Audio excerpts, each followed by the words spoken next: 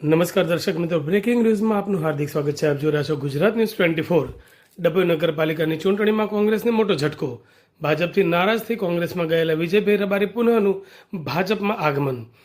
ભાજપમાંથી ticket નહીં મળતા કોંગ્રેસમાં જોડાઈ ડભોઈ નગરપાલિકા ચૂંટણી વોર્ડ નંબર 9માં કોંગ્રેસના ઉમેદવાર તરીકે વિજયભાઈ શંકરભાઈ રબારીએ કરી હતી ઉમેદવારી.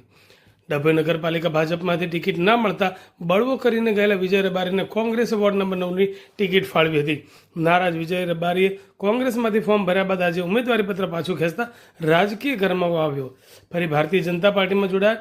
આજ રોજ સેવા સદન આવી પોતાનું ઉમેદવારી ફોર્મ પાછું ખેંચ્યું હતું.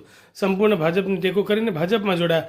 ભાજપાની રણનીતિનો ભાગ હોવાનું જણાવતા નગરપાલિકાના પૂર્વ પ્રમુખ બીરેન શાહ. મારું નામ વિજયભાઈ શંકરભાઈ રબારી, વોર્ડ નંબર 9માંથી કોંગ્રેસમાંથી ઉમેદવારી કરી હતી. હું ભારતીય જનતા પાર્ટીનો પાયાનો કાર્યકર હતો.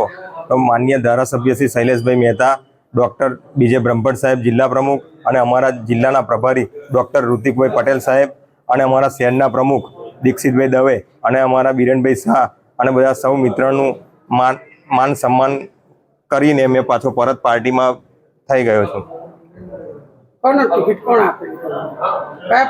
કોંગ્રેસમાંથી. હા, પાછી ખેંચી લીધી.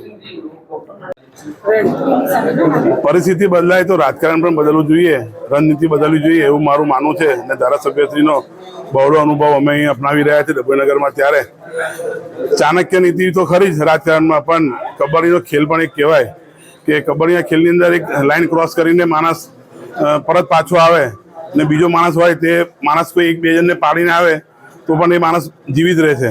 એવી જ રીતે મારો અંગત મિત્ર વોર્ડ નંબર 9માંથી કોંગ્રેસમાંથી દાવેદારી કરી હતી ને પાછો ભાજપમાં પરત ફરેલ છે. અમે લાવ્યામાં સક્સેસ થયા છે. તે બદલ હું રબારી સમાજનો બી એક ખાસ આભાર માનું છું.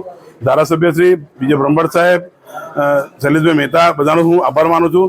અને સાથે સાથે ડભોઈનગરનું માળખું, ડભોઈનગરનું સંગઠન વધુ મજબૂત થશે. અને વિજય રબારીને તમે 109 વોર્ડમાં જ્યાં બી નાખશો તો એ પ્રમાણેની કામગીરી ગતિ આપશે ને વોર્ડને વિજય બનાવશે, એની પૂરેપૂરી ખાતરી આપું છું.